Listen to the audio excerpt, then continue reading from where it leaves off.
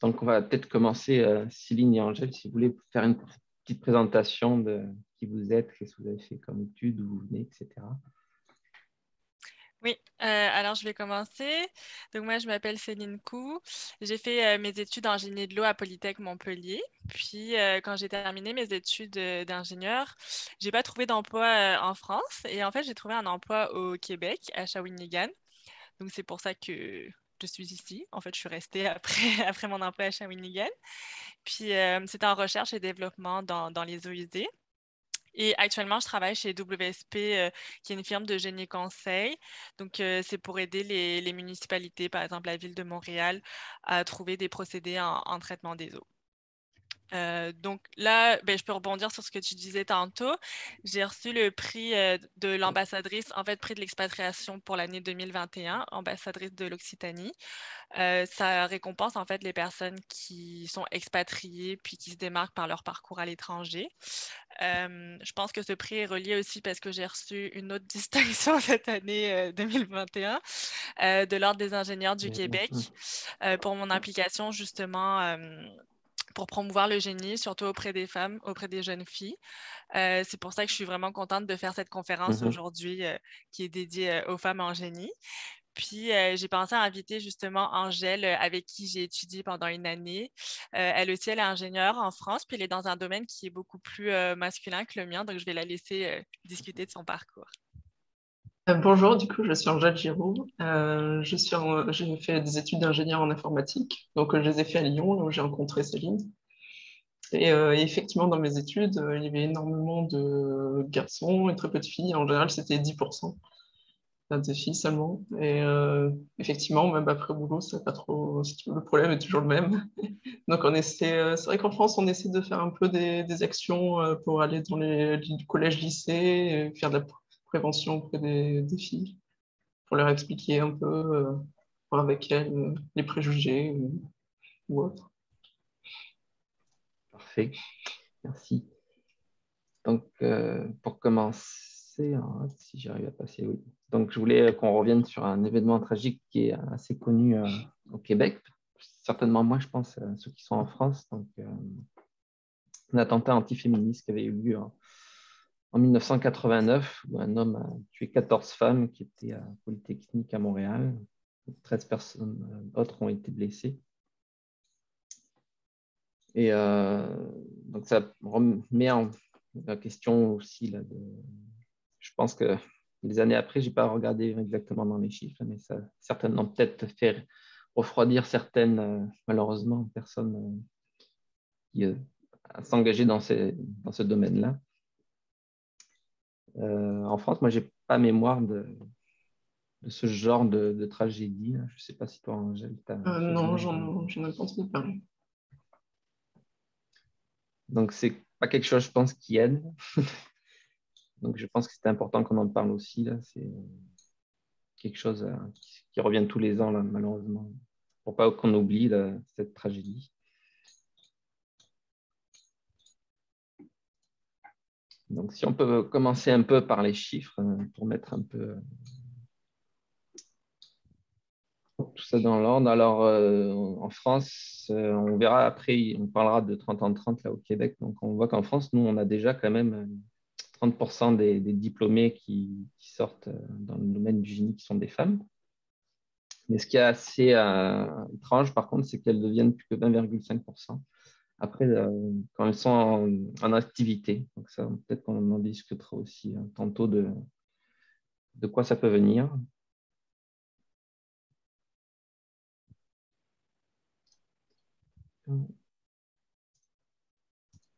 Trois écrans, c'est pas évident.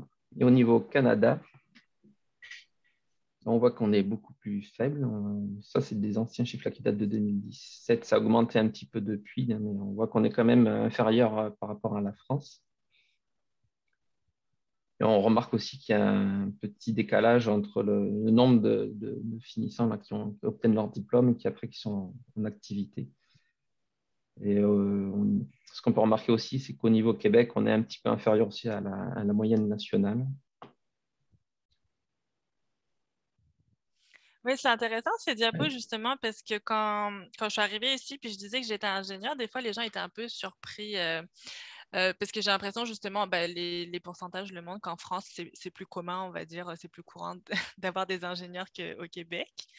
Je me demandais si c'était pas relié aussi au nombre de population. Tu sais, c'est sûr qu'en France, on est beaucoup plus d'individus, donc peut-être que ça fait aussi augmenter le pourcentage, là. Mais c'est sûr Oui. qu'en général, on voit qu'il y a vraiment peu de filles qui sont dans les écoles. Puis je pense que Angèle aussi, elle peut en témoigner. Je pense que tu disais tout à l'heure combien vous étiez dans ta classe. 10%, 10% de filles. C'est ça. Moi, quand j'étais en informatique aussi, on était 10%. Puis après, comme j'ai choisi génie de l'eau, c'est quand même une filière qui est assez mixte. On était 50%. Mais c'est sûr que dans les types de génie, il y en a où c'est vraiment que des hommes, là, puis il y en a où c'est mix, mais, Et ben, mais ça, je c'est la diapositive là, qui est juste après. C'est oui, ça, c'est où ça. on remarque effectivement, déjà, on va dire en généralité, le pourcentage est faible. Et puis après, dans chaque domaine, il y a des spécificités qui fait que finalement, on est quand même assez paritaire, comme par exemple dans le génie alimentaire. Là, on voit, on est à peu près dans les 50%. Mais après, il y a d'autres domaines où c'est vraiment faible, génie mécanique, électrique, etc. Et c'est vrai que j'y repensais, moi, après, dans mon travail, j'y réfléchissais. Je crois que j'ai jamais rencontré de femmes dans le génie électrique. Ça, Oui. en fait, ça reflète bien le pourcentage. Là, c'est étrange. Je ne sais pas de quoi ça vient, si c'est la peur de l'électricité ou quoi. Ben, on se demandait, tu sais, en regardant les domaines, avec Angèle, on avait l'impression que c'était plus des domaines un peu pour aider, tu sais, les Au service à la personnes, personne. c'est ça, Mm. aider les gens et aider l'environnement. Fait que c'est peut-être relié aussi à, j'allais dire, à un préjugé que la femme, elle aime ça prendre soin des autres, on va dire. Ou avoir Euh, un retour rapide. Ou, c'est plus concret, effectivement, quand tu es dans ces domaines-là, tu vois directement le retour que tu as avec le client, on va dire.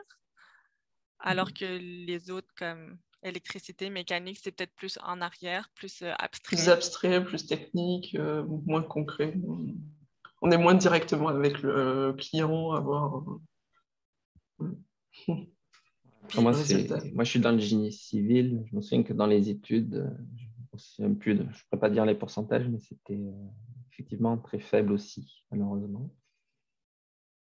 J'avais fait un BTS, là, c'était vraiment, je crois qu'on est 5 filles, je crois qu'on était là, sur entre 20-30.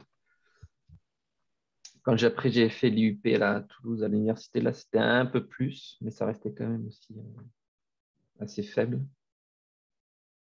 Et après, là, c'est dans l'activité, c'est un bureau d'études chantier où on a une différence. Là. Il y a un peu plus de filles, on va dire, quand même, dans le domaine du bureau d'études génie conseil. oui. Plus faible après sur le chantier, mais ça commence aussi, je trouve, à changer petit à petit. Ça fait plaisir. Ben, moi, j'ai fait beaucoup de chantiers, puis je peux dire qu'il n'y avait pas beaucoup de femmes, mais il y en avait quand même. Et aussi bien ben, en tant que surveillant de chantier ou en tant même que travailleur. Fait que j'ai trouvé ça quand même assez intéressant. Je pense qu'on n'en parle pas forcément, mais la construction, c'est quand même un domaine qui est très masculin, mais il y a de plus en plus de femmes en fait qui décident d'aller en construction. Donc c'est vraiment intéressant pour les années à venir, là. Oui. Et donc, on va en venir, comme je parlais, quoi, de l'objectif 30 en 30. Je pense que peut-être tu en parleras mieux que moi par rapport à tes actions à l'ordre Oui. des ingénieurs. Alors, l'objectif de l'Ordre des ingénieurs, c'est qu'en 2030, on arrive à 30% de femmes, en fait, ingénieurs. Donc, c'est pour ça que ça a été mis en place beaucoup de conférences, de mentorats, où est-ce qu'on peut justement faire comprendre aux jeunes filles qui étudient qu'après, quand elles vont être dans le monde du travail, elles ont aussi un soutien qui est possible. Il y a des interventions aussi qu'on fait dans les écoles secondaires où est-ce qu'on va présenter le métier d'ingénieur avec des activités comme sauver les abeilles, où est-ce qu'ils font des constructions en fait comme des ruches. Ça leur donne un peu le goût de se lancer dans les études des génies. Puis, il y a aussi des discussions. Par exemple, hier, moi, je suis allée faire une conférence, c'était 1 heure de génie, où est-ce qu'on discute directement de notre parcours, puis on présente les différentes spécialités qu'il y a au Québec. Là, il y en a 46 actuellement en génie. Fait que je leur dis à chaque fois qu'ils ont quand même l'embarras du choix pour trouver ce qui leur plaît.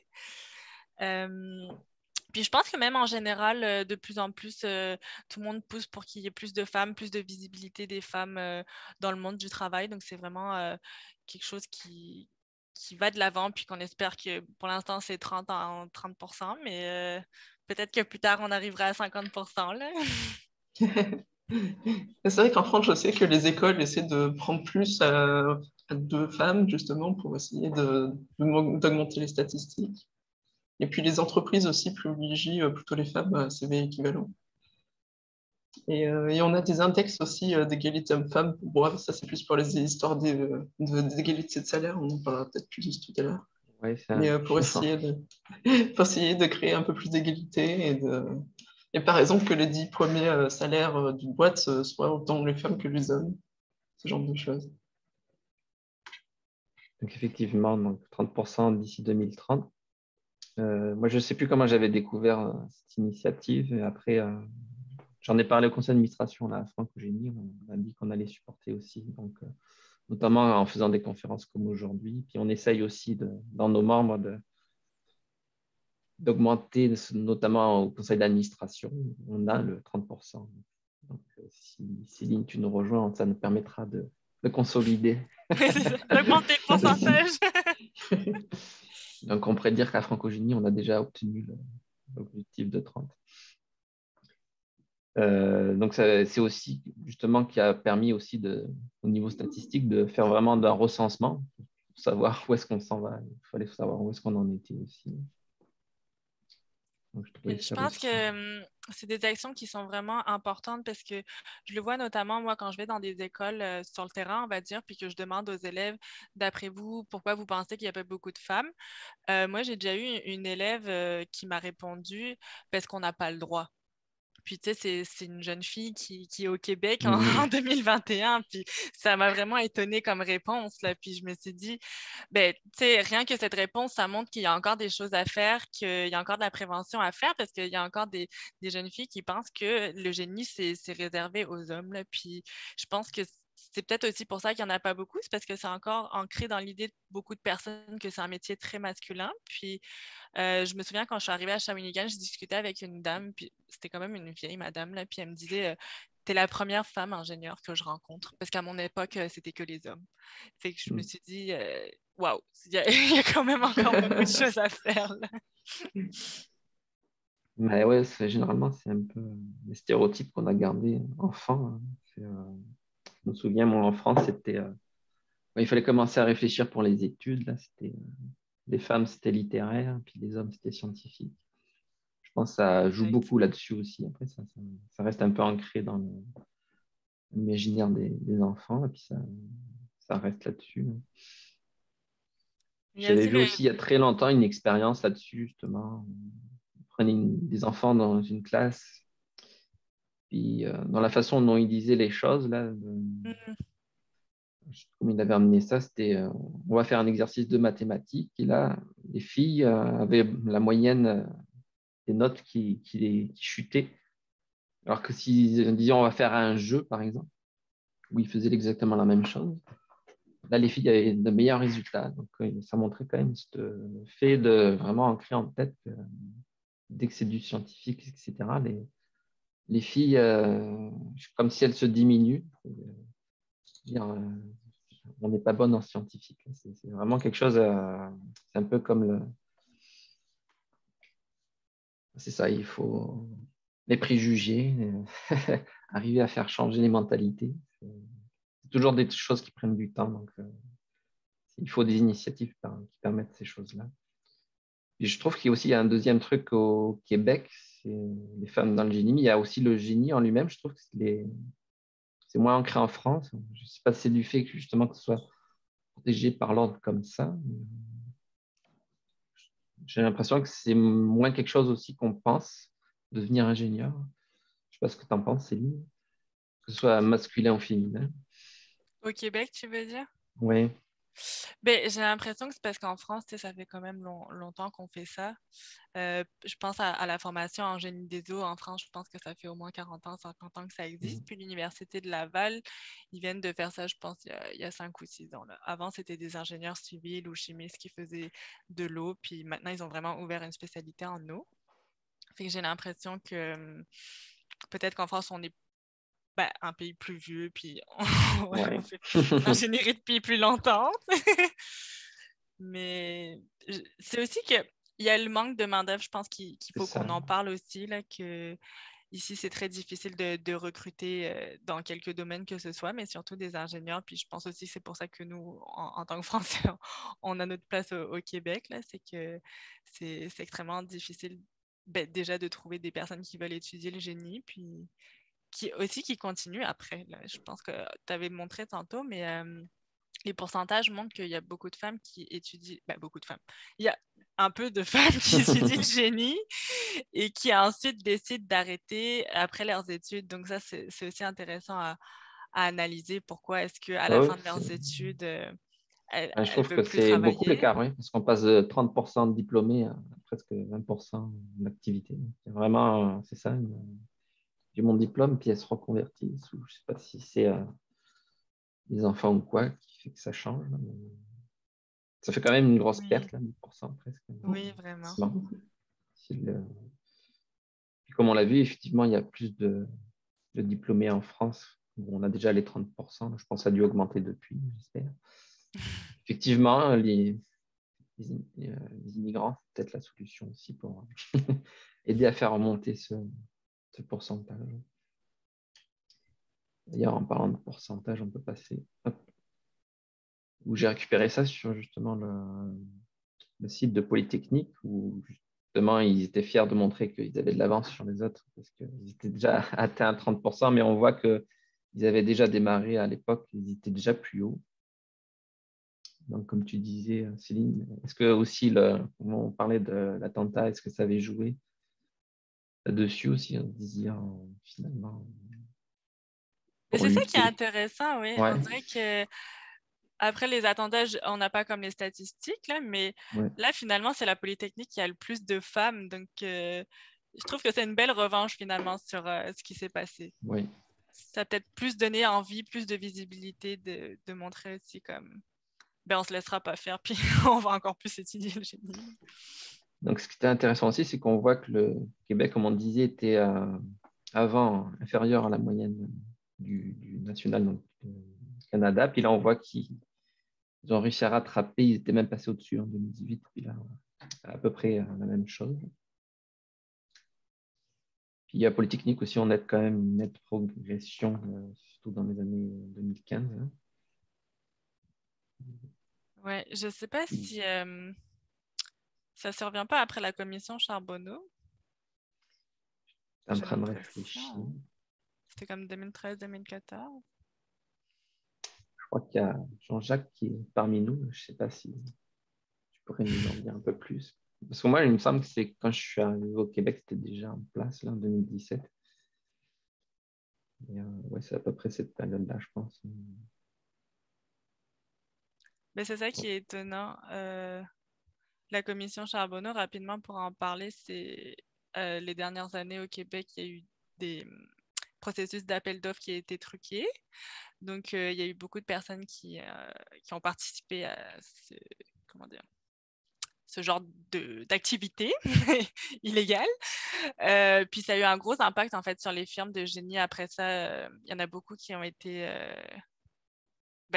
comment dire, ça a eu un impact vraiment sur la popularité, on va dire, des firmes de génie. Mais ce que je trouve intéressant, c'est qu'on dirait que le monde, par contre, a voulu plus étudier en génie. Certainement aussi qu'ils ont fait des efforts aussi pour attirer les gens. Et ça aussi, il faut en parler, il faut aller chercher les jeunes. Il C'est sûr que si tu restes dans ton coin sans rien faire, ça va pas faire venir les gens. Donc, comme tu disais toi aussi, là, avec tes activités avec l'OIQ, certainement que ça aide.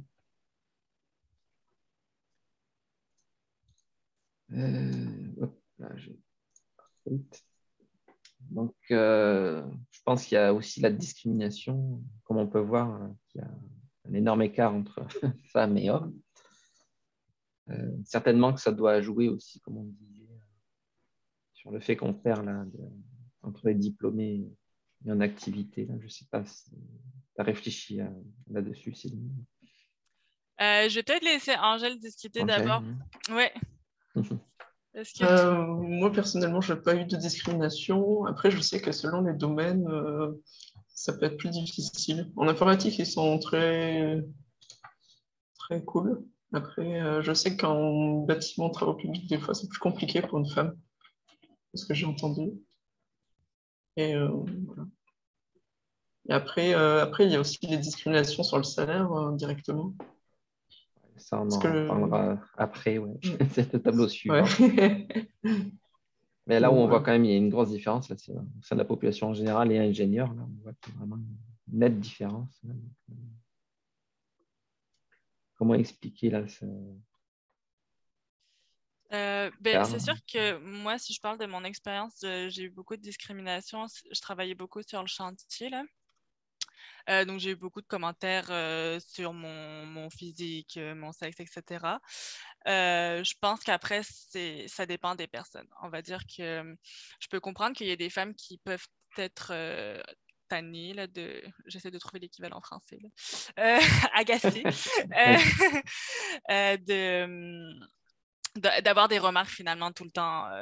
Je sais que moi, c'est pratiquement tout le temps que j'ai des remarques sur mon physique. J'imagine, toi, Luc, ça ne doit pas t'arriver là, qu'on te fasse des commentaires.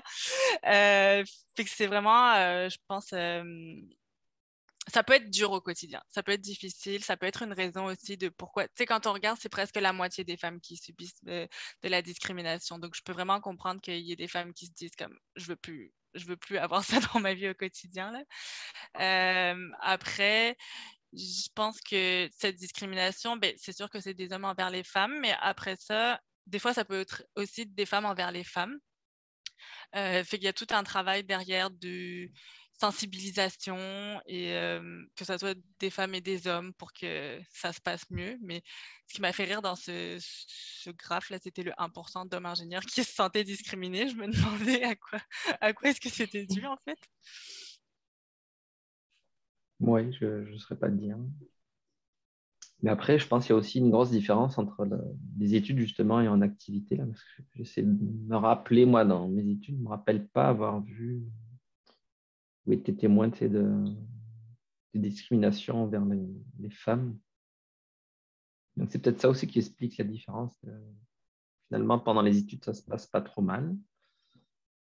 Puis qu'après, effectivement, comme tu dis, sur chantier, on s'aperçoit que ce n'est pas du tout comme pendant les études où elles sont tellement discriminées. C'est peut-être là que ça les fait changer de voie. Je sais. Certainement qu'il doit y avoir une partie qui est due à ça, malheureusement. Mais je te dirais que ça dépend aussi. Moi, j'ai eu de la discrimination aussi pendant les études, mais tu sais, des fois, ça venait même des professeurs là, quand ils disaient, admettons, ben là, vous allez rendre un travail, j'aimerais que ça soit un travail de gars, comme vraiment de qualité, puis après, vous mettez ça joli, les filles. Là. Fait que, tu sais, quand tes professeurs commencent à dire ça, puis que tu es en école d'ingénieur, tu es juste comme, bon, ça donne une idée de, de la mentalité qu'il y a. Puis, tu sais, je peux te donner un exemple que quand j'étais en prépa, ça arrivait une fois en fait que j'étais major de promo, comme j'ai eu la meilleure note de ma classe. Puis là, en fait, mes camarades de sexe masculin, au lieu de me féliciter, ils m'ont juste demandé comme ah, qu'est-ce que tu as fait? Est-ce que tu es allé voir le prof après les cours? Tu sais? Et je suis juste comme bon, c'est des petites remarques comme ça. Est-ce que ça dit vraiment le fond de la pensée de la personne ou c'est juste des jokes? Mais c'est sûr que, tu sais, au quotidien, à l'école, si tes professeurs te disent ça, si tes camarades masculins aussi te font ce genre de remarques, tu peux aussi te poser la question de ta légitimité, puis légitimité, puis comme te dire, est-ce que finalement, les notes que j'ai, c'est vraiment parce que j'ai travaillé ou parce que je suis une fille, on m'a un peu favorisée, là. Oui, malheureusement. Effectivement, tu disais, Angèle, là, en informatique, c'est pas la même chose. Est-ce que tu penses que c'est parce qu'on est plus derrière un écran, Après, ils sont qu'il y a toujours... moins de contact ou je sais pas. Non, mais c'est vrai que après, c'est sûr qu'on est vu qu'on est très peu nombreuses, on est vu un peu différemment, mais globalement, en informatique, il reste assez cool, je trouve. Ouais, bah, c'est sûr que sur chantier, il y a moins cet aspect, on va dire, justement, là, de physique, où le stéréotype, l'homme va être plus fort que la femme, malheureusement. Je n'ai pas pensé à dire, hein, mais si jamais il y en a qui veulent intervenir, quand vous avez des anecdotes, soit n'hésitez pas à lever la main pour prendre la parole ou partager là dans le chat là, pour permettre le débat. Et comme tu parlais tout à l'heure, Angèle, j'ai trouvé quelques statistiques là-dessus, où on remarque encore plus que dans la population générale, là, les écarts qui se font sur le salaire. J'ai trouvé aussi intéressant l'étude sur la satisfaction là, au niveau du travail. Donc, je pense qu'il y a les deux qui sont un peu liés, là, forcément. Plus tu progresses et moins tu as le salaire qui est décorrélé là, avec ton homologue homme, c'est sûr que ça doit pas donner satisfaction. Vous disiez notamment aussi, l'écart de salaire vient aussi du fait qu'on donne forcément moins de responsabilités aux femmes. Donc, comme tu disais, Céline, tout à l'heure, peut-être aussi, les femmes faire plus jolies, là. Je pense que c'est un peu aussi ça, là, qui est un peu ancré dans la tête des gens. Toujours pareil, c'est l'homme qui va être mieux pour avoir plus de responsabilités dans le management. Là. Je ne sais pas si tu as des cas dans ta carrière. Hein. Est-ce que toi, par exemple, tu sens que tu évolues comme tu voudrais, tu as la responsabilité que tu aimerais avoir? Oui, ben c'est sûr que nous, au Québec, tu sais, comme on est dans cette optique où on manque vraiment de main-d'œuvre, je pense que Ouais, j'ai des ça aide. opportunités que j'aurais peut-être pas si j'étais en France, mettons. Comme tu disais, tu Euh, avais du mal à trouver des gens en France, c'est ça? oui, c'est ça. Est-ce que tu Euh, penses que ça vient que tu étais une femme ou c'était juste que Ça pourrait c'était être, un peu bouché à l'époque? hum, je dirais, tu sais, déjà, c'est différent en France quand tu envoies ton CV, tu mets ta photo. Mm. C'est que c'est vraiment comme basé sur le physique, comment tu présentes, alors qu'au Québec, il n'y a pas cette distinction de photos. Moi, j'ai déjà eu un stage, quand je suis arrivée, la personne m'a dit moi, je prends que des filles, puis je prends que des filles jolies tant qu'à faire. Donc, je vous ai choisi sur votre photo. T'sais. Puis j'étais comme ah, Bon, bon, est-ce que, est-ce que je dois bien tu le as envie de prendre? rester. Et voilà, c'est ça. Après ça, je prends l'exemple de ma compagnie actuelle où mon supérieur hiérarchique, c'est un homme, mais au-dessus de lui, c'est que des femmes. Puis la vice-présidente du Québec, c'est une femme. Puis même l'ordre des ingénieurs, si on regarde, la présidente, c'est une femme. Donc, je trouve qu'au Québec, on a quand même plus de modèles, plus d'exemples concrets de voir des femmes à des postes de responsabilité.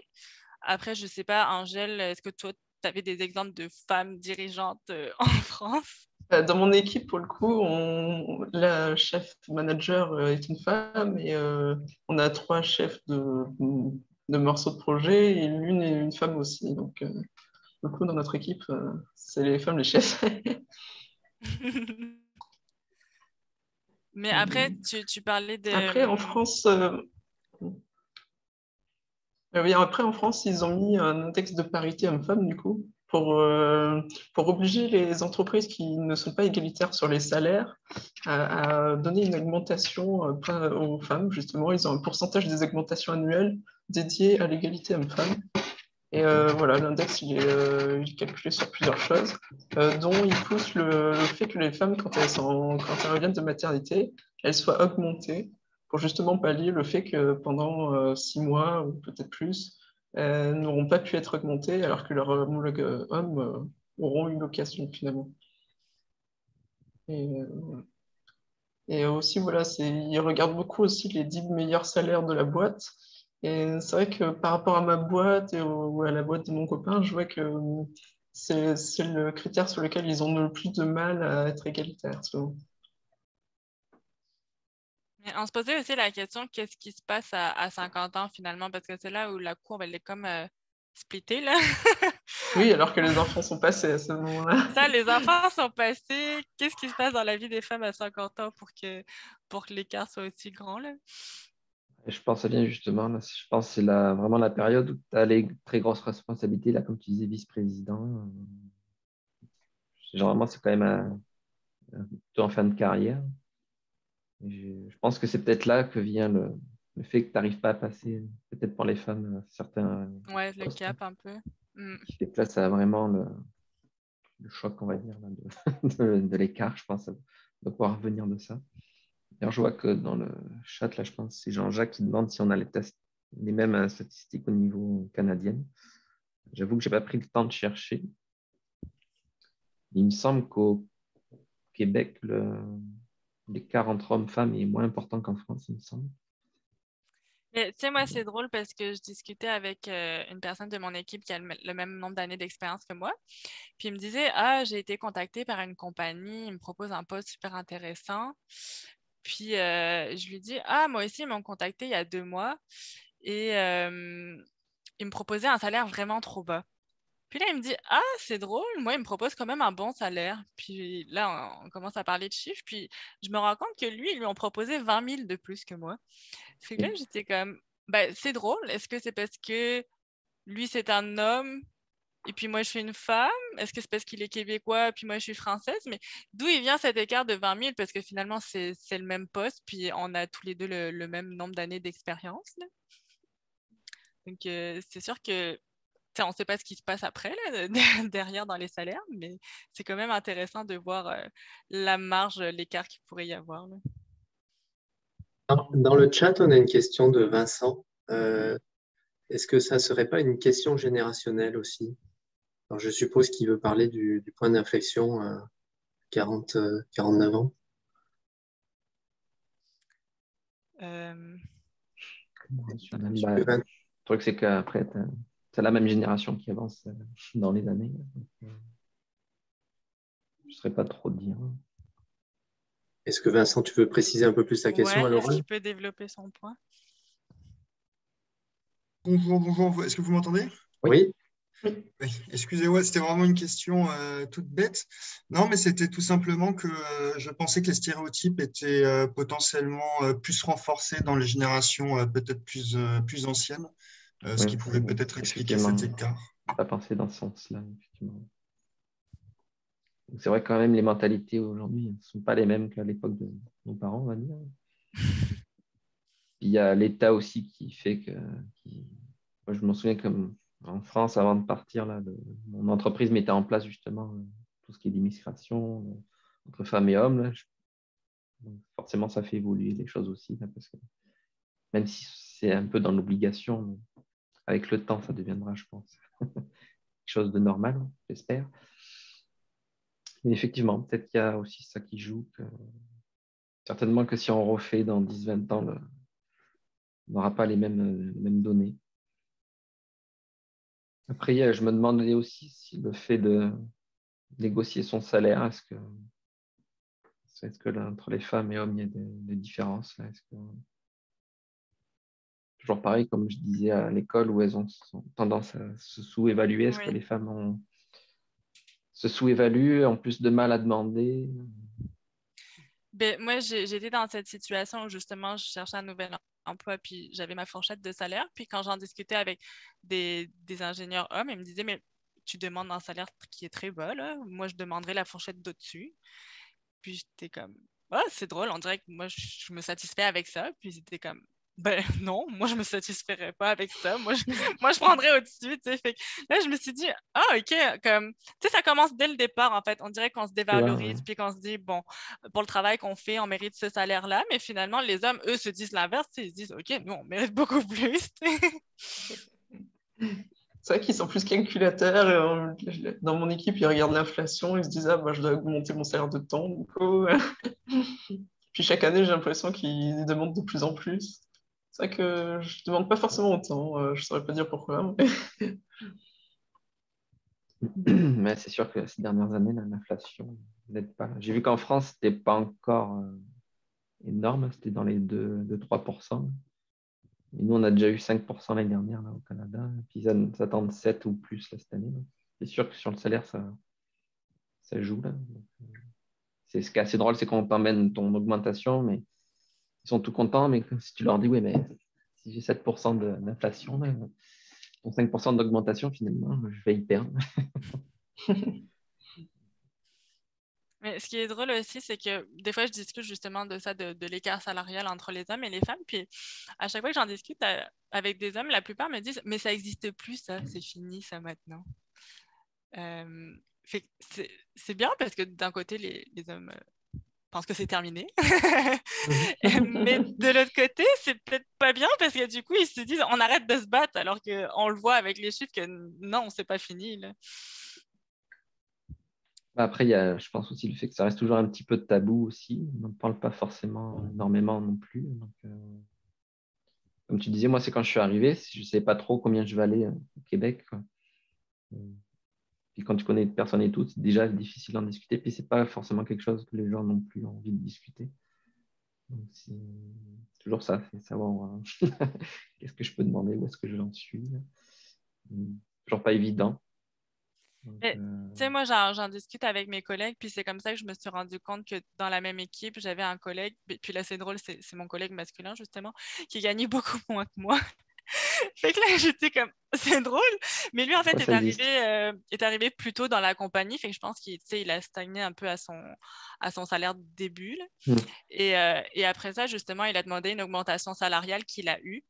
Et tu sais, c'est vraiment, enfin, moi, en tout cas, je trouve peut-être t'es pas obligé de dire précisément combien tu gagnes, mais au moins de donner une fourchette parce que finalement, il s'est rendu compte qu'il gagnait vraiment beaucoup moins que tout le reste de l'équipe alors qu'on fait le même travail. Tu sais. Puis là, je suis juste comme, moi, j'aimerais ça qu'on me le dise tu sais, si je travaille pour moins que les autres. Là. Puis ça va dans les deux sens, tu sais, les femmes ou les hommes. Là, c'était drôle parce que c'était un homme. Mais je pense que, encore une fois, ça dépend les personnes à quel point elles sont à l'aise de le faire. Mais tu sais, si on peut tous s'aider puis comme tous être sur la même fourchette, ben déjà, ça permettrait de réduire les inégalités. Là. C'est sûr. Après, je réfléchissais, moi. C'est vrai que de mon côté aussi, on a pas mal de postes à responsabilité femmes là, chez Stantec. Là. Ou notre vice-présidente Québec aussi, là, c'est une femme. Donc, effectivement, je pense que, comme tu disais, en France et Québec, c'est un petit peu différent. Ça doit y jouer. Je sais pas de ton côté, toi, Dimitri, qui est plus chantier là, avec Pau Merlot. Au niveau responsabilité, est-ce que tu as des femmes en tête? Non, sur les chantiers, Non, ça reste quand très même rare assez d'avoir. masculin.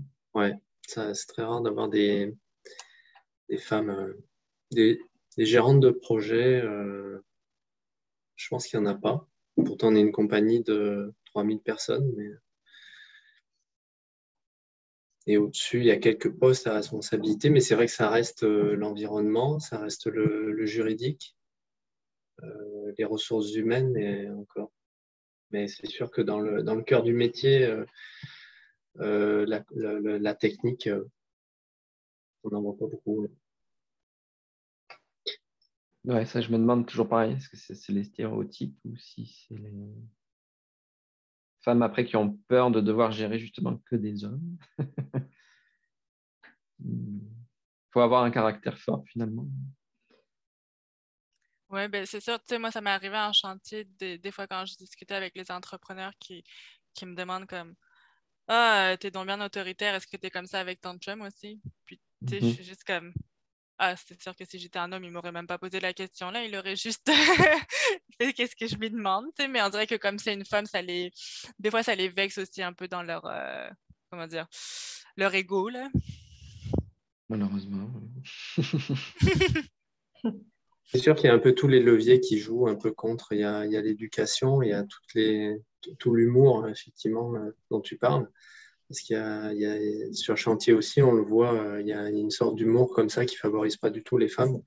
Et à la longue, c'est clair que moi, j'ai connu une collègue qui est partie un peu à cause de ça aussi. Donc, il y a l'éducation, la formation qui joue pas son rôle, et puis je pense l'humour, puis probablement après des préjugés, savoir si une femme va être capable d'être à la hauteur d'un poste en particulier. Puis c'est pas sûr effectivement que pour un poste, une candidature féminine et une candidature masculine aient les mêmes chances. C'est sûr que je pense que non. Oui, je pense que c'est Jean-Jacques qui lève la main. Oui. Normalement, tu dois pouvoir ouvrir ton micro. Oh, bah, vas-y, Jean-Jacques. Je pense qu'on est en temps de Bonjour à discussion et vous. questions. Salut. Petite question, qu'est-ce que les femmes ingénieurs apportent de différent ou de plus dans les activités d'ingénieurs de tous les jours? Et je pose la question à Céline et à Angèle. Est-ce qu'il faut forcément qu'on apporte quelque chose de différent? Est-ce qu'on ne peut pas apporter quelque chose d'égal aux hommes? Non, c'est pas au niveau de la contribution, je veux dire, au niveau de la performance, mais est-ce qu'il y a une façon de faire les choses différentes? Je le vois en politique en ce moment. On a de plus en plus de femmes qui occupent des postes de mairesse ici au Québec, ce qui est absolument exceptionnel et je trouve ça fantastique.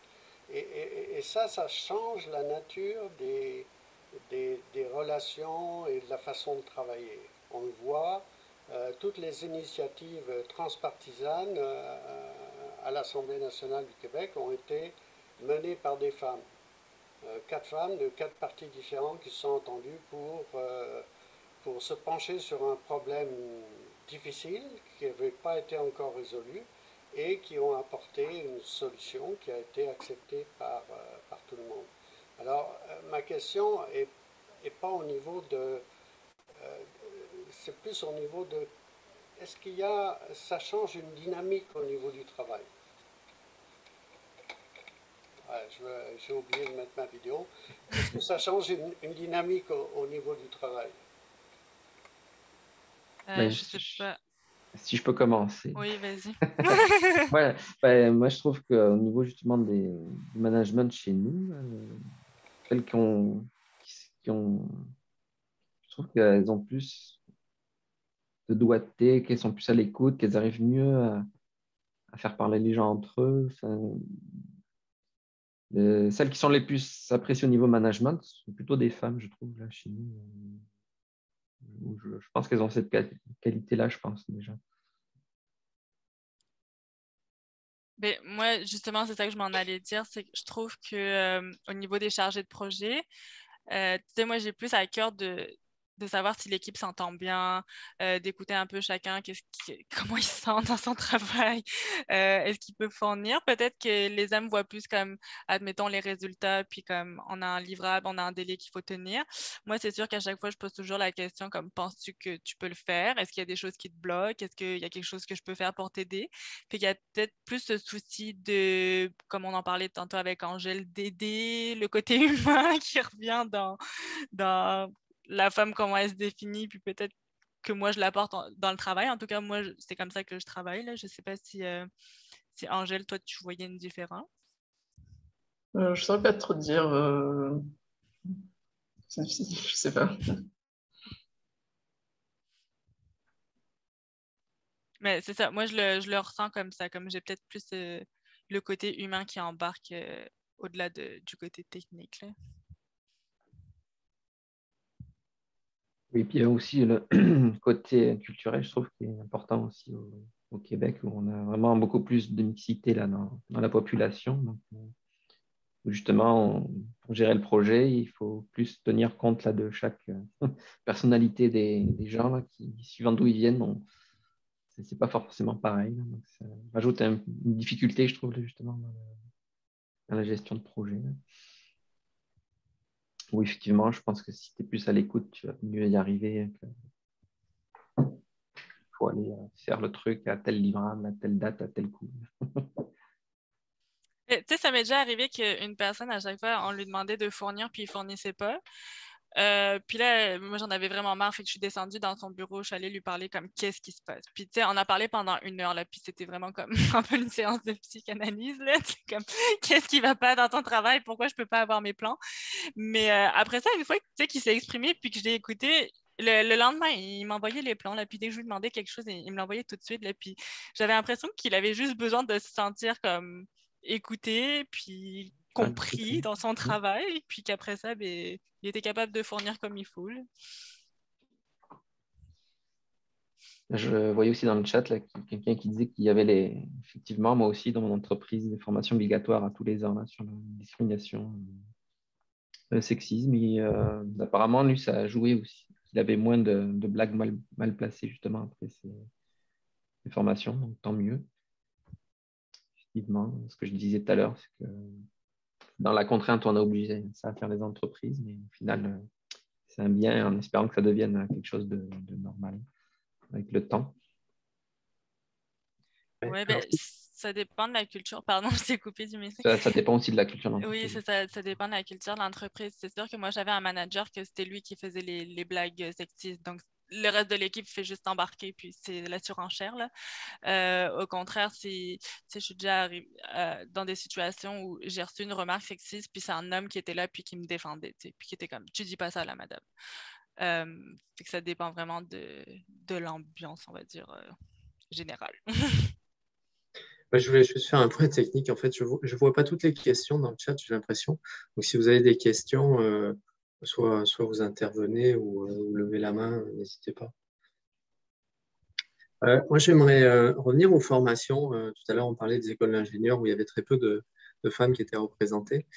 Moi, pendant longtemps, j'étais focalisé sur la méritocratie, en fait, en me disant, l'école, elle est égale pour tout le monde. Un concours, c'est égal pour tout le monde. Et puis, jusqu'à récemment, on a eu une conférence et puis ma compagnie fait vraiment une politique anti-discrimination. Puis j'ai compris une chose, qu'il y a quand même une différence entre égalité et équité des chances. Et du coup, je me dis que s'il y a aussi peu de femmes dans les écoles d'ingénieurs, c'est que peut-être elles n'ont pas la même équité, elles n'ont pas les mêmes chances de rentrer que les garçons. Ok, c'est égal, le concours est égal, mais elles n'ont peut-être pas les mêmes chances. Du coup, moi, je voudrais vous poser la question, qu'est-ce que vous pensez du phénomène inverse? Est-ce qu'il faudrait établir des quotas avec des objectifs tous les 5 ans, tous les 10 ans, réévaluer des objectifs avec des quotas progressifs pour arriver peut-être à un 50-50 dans quelques dizaines d'années. Qu'est-ce que vous en pensez des quotas positifs comme ça? Peut-être, Angèle, je peux te laisser parler. Oui, ça peut aider de privilégier les filles, mais après, je sais qu'il ne faut pas trop non plus, parce que par exemple, mon copain a une école INSA de Lyon, et en fait, il disait que justement, pendant des années, ils avaient essayé de prendre plus de femmes, même si les notes n'étaient pas aussi bonnes. Mais en fait, ça faisait juste plus d'échecs la première année. Alors, ils gonflaient les statistiques, mais en même temps, ça faisait plus d'échecs, plus de femmes, du coup, en échec, alors qu'elles auraient pu aller à une autre formation et ne pas échouer. Donc, c'est bien de privilégier un peu les femmes, mais pas trop non plus. Mais j'ai l'impression que si on privilégie, justement, ça te... Tu sais, tu pars dans cette école, puis tu te dis, OK, on m'a donné une plus grande chance, puis tu as peut-être cette impression que tu es moins légitime que les autres. C'est comme, on t'a plus aidé, puis tu es là parce qu'on t'a plus aidé. Et même les hommes, hein, ils le ressentent et ils sont pas contents. Ils disent, elle est là, pourquoi elle est là? Parce qu'elle avait les notes ou pas? On perd la légitimité à cause de ça. Donc, il ne faut pas que la discrimination positive soit trop forte non plus. Mais je pense que, par exemple, ce qu'on peut faire, c'est encourager justement, comme ce qu'on fait tous, les femmes, avant avant qu'elles rentrent à l'université, comme au collège, au lycée, aux écoles secondaires, pour que ça soit dans leur tête déjà qu'elles sont capables de le faire, qu'elles n'aient pas besoin d'avoir un quota pour se dire, OK, là, je vais postuler là parce que j'ai peut-être une place. C'est que dès le départ, elles se disent, ben, je peux y aller, puis je vais y aller, là, finalement. Ouais. Puis peut-être pousser les filles à s'intéresser un peu plus à des domaines un peu particuliers. C'est vrai que je ne sais pas pourquoi les hommes s'intéressent plus facilement à l'informatique, à l'électronique, mais peut-être qu'il faut pousser un peu plus les filles plutôt à s'intéresser à des domaines moins connus en fait. Juste. Je pense, Angèle, je pense que vous devez servir de modèle. Oui. Vous devez servir de modèle, parler comme vous le faites, rencontrer des jeunes filles qui sont aux études pour leur expliquer ce que vous faites, ce qui est fantastique dans ce que vous faites et la contribution que vous pouvez apporter. Pour revenir à la question de favoriser les femmes pour atteindre certains objectifs, j'ai un problème avec ça parce que j'ai vécu cette situation-là il y a, excusez, 30 ans déjà. Oui, c'est vrai, j'ai des cheveux gris. Euh, Où dans ma compagnie, une compagnie internationale américaine à l'époque très cotée, on voulait favoriser les femmes au niveau du management. Et donc, on faisait des promotions accélérées. Sauf que ce n'était pas une faveur qu'on faisait aux femmes qu'on promouvait. Certaines, oui, parce qu'elles avaient la base, elles avaient l'expérience, mais d'autres ont eu des promotions trop rapides et donc elles se sont retrouvées dans des situations difficiles à gérer du personnel avec, comment dire, un manque de crédibilité. Elle n'avait pas suffisamment, elle n'avait pas les bases et puis donc c'était nuisible et pour elle et pour l'équipe aussi qui n'avait pas du tout apprécié ce genre de situation. Alors j'ai un problème avec le fait de faire une discrimination positive. Par contre, je suis plus pour l'approche de promouvoir, pousser, montrer l'exemple, etc., etc.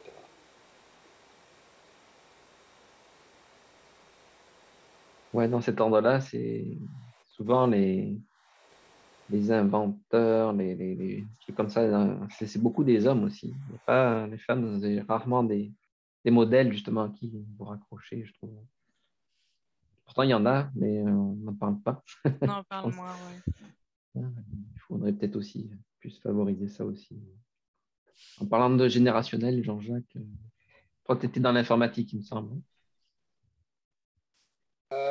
Jadis, oui. Et est-ce que dans ta Autant, carrière, tu as senti autant une des différence? dinosaures. Ouais. Puis pendant toute ta carrière, est-ce que tu as vu une différence par rapport à homme-femme dans ton domaine? Pardon. Est-ce que tu as vu dans ta carrière une différence entre les hommes et femmes? Tu en avais plus? Ben, j'ai vu, comme j'ai expliqué tout à l'heure, dans l'entreprise où j'ai travaillé près de 20 ans, j'ai vu cette promotion des femmes, okay, ce que je trouve qui est très bien. Je pense qu'il faut que, et j'ai ici été très impliqué au niveau d'un collège ici à Montréal, et donc j'ai participé beaucoup à des réunions où on faisait venir des gens d'un domaine pour expliquer aux jeunes, hommes et garçons et filles, qu'est-ce que tu fais dans la vie avec ton métier, avec ton diplôme d'ingénieur. Et, et aussi, je suis pas mal impliqué, comme tu le sais, au niveau mentorat, donc j'ai accompagné plusieurs ingénieurs, femmes ingénieurs, dans leur arrivée ici, leur intégration au marché québécois de l'ingénierie. Et, comment dire, ben, j'en reviens toujours aux mêmes choses. Les gens ont besoin de modèles. Moi, j'ai eu des modèles dans ma vie. En informatique, mon modèle, c'était un monsieur qui s'appelait Maison Rouge, un Français, ingénieur, qui a été le numéro 2 d'IBM Corporation. Donc ça a été un de mes modèles. Et on a tous besoin de modèles dans la vie. Et, bien, et puis on a besoin aussi d'aide, d'assistance. Et je trouve que les femmes ont tendance à plus demander de l'aide. Donc, elles augmentent leurs chances de réussir. Oui. Et ça, je le vois dans ma pratique du mentorat. Et je trouve ça, la proportion de femmes ingénieurs que j'ai accompagnées dans Francogénie, je dirais, est de plus de 50% par rapport à des hommes. Mhm. Donc, elles demandent de l'aide. Et ça fait une grande différence dans la vie. Je sais, parce que moi, je n'ai pas demandé d'aide pendant longtemps, et je sais que ça m'ennuie. Et je trouve ça très bien, et c'est un atout qu'il faut exploiter. Exploitez-le. Et puis, mais les choses changent, alors ça prend du temps. Hein. Comme disait mon mentor, Jacques Maison Rouge, things take time. TTT, things take time, ça prend du temps. Et oui, effectivement, c'est encore quelque chose qu'on met dans la tête des enfants. Hein. Les garçons, ça ne pleure pas, c'est fort, ça doit se débrouiller seul, comme tu dis. Du coup, on va moins aller demander de l'aide, effectivement. Encore quelque chose qui doit évoluer, malheureusement. Réaction, Céline et Angèle, à ce que je viens de dire?